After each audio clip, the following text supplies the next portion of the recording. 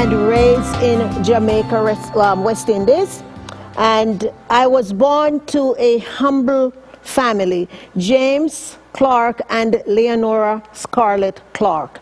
My parents were maybe of a first or second or third grade education. So although they were not academically astute, they still instilled in me great morals and values. As a matter of fact, I had no understanding that I was poor until I came here to the United States of America. And I wanted to take this opportunity to share with you my story because I know that each and every one of us has the ability to honor our true calling that God has brought us in this world for. You see, I'm one of those persons who did not have the opportunity to attend high school. Although I did not attend high school, I completed my primary education at the Carmel Primary School, where I sat for the first, second, and third Jamaica local exams. After I was through with those exams, I went on to became a nurse. Now, I must tell you, the reason that I became a nurse was because my mother was an asthmatic. My mother died when I was 13 years old. So you can say I was just a girl entering puberty. So to lose her mother, you can imagine how devastating that was for me. Although my mother died when I was 13, you may say she programmed me to become a nurse, because when she would have her asthmatic attacks, she had me stay home from school so I would be the one attending to her, because my father usually went to the fields, to till the fields, to do his farming and everything like that. And I can remember my mother clearly saying to me, she called me sweetie. She said to me, sweetie, you are going to become a nurse, a real nurse, she would say. And she said the difference with when you become a nurse and now is that you will be wearing a uniform and you will be working with lots and lots of people in the hospital. So with that in my mind, although my mother died when I was 13, I could clearly hear in the back of my mind each day my mother telling me, you will become a nurse, you will become a nurse, you will become a nurse. So as I remembered those things, I was compelled to honor that path that my mom began to direct me on. As a girl without a mother, you understand how devastating it was. My father tried his very best and he did all he could, as any good father would. He sent me to live with my aunt, and that were not the best of times, but however, I am here now to tell you my reason for triumphing. Although those times at my aunt were not the best of times, I knew that there was something greater that awaited me, because my mother told me that I would become a nurse. So I went on to nursing school, worked in a few hospitals on the island of Jamaica. However, while I practiced as a nurse, whether I was on the medical ward or surgical ward, pediatric maternity, wherever I was, there was a void inside of me. At that time, I had no understanding what that meant. The one thing I clearly remember today as I speak to you is that I knew something was missing. And it was not until I went out to work in the public health sector, I found out that each day as I work with different people, I would go into their homes, I would visit with them, I felt much more satisfied.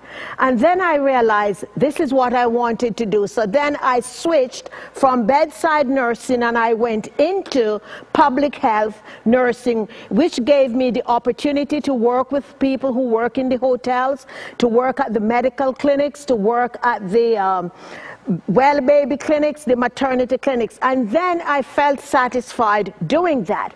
But as I progressed in that sector, I still found out that something was missing. So then I switched and I went to the Cultural Development Commission on the island of Jamaica.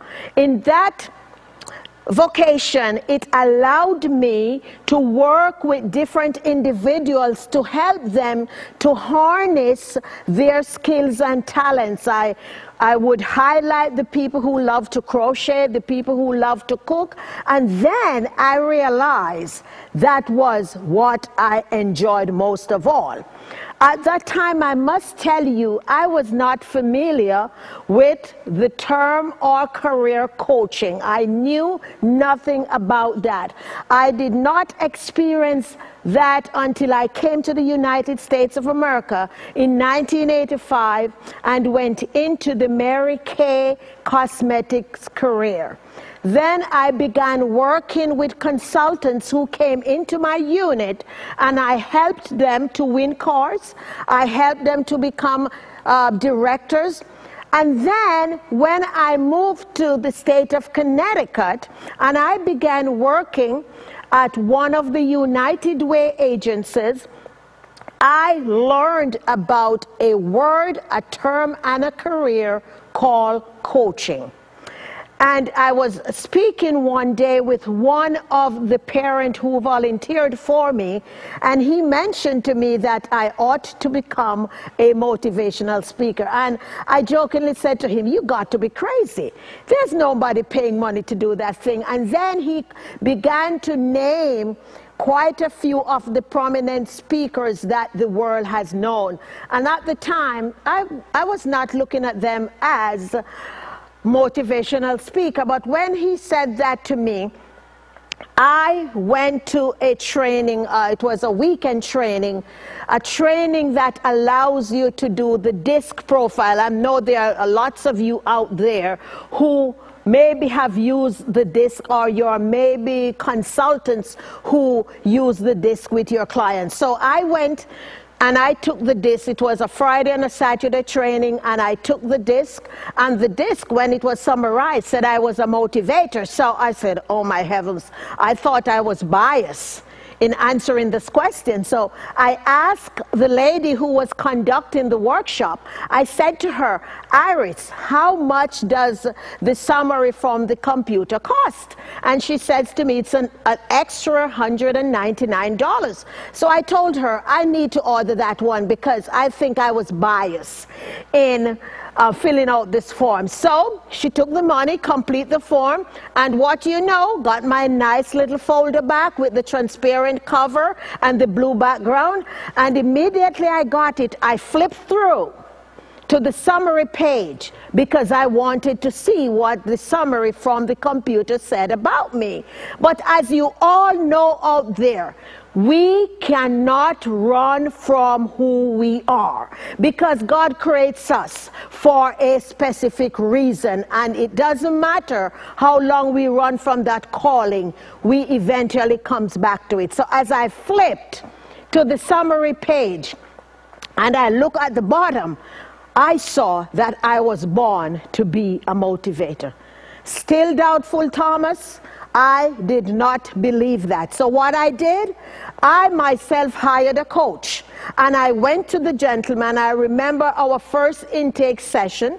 15 minutes through the session, he folded his arms, he pushed his chair back, and he looked me directly in the eyes, and he said to me, "Daphne, why aren't you doing what I do?"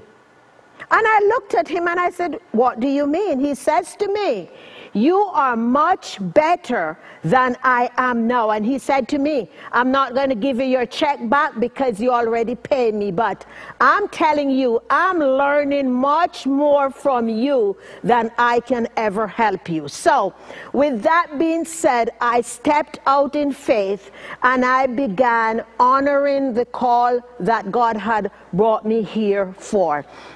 I'm excited to say that it doesn't matter what time of the night you wake me up. It really doesn't matter the height of the snow, because I know that God has created me to work with other individuals, to help them to understand what it is all about, living an authentic, purposeful, and passionate life.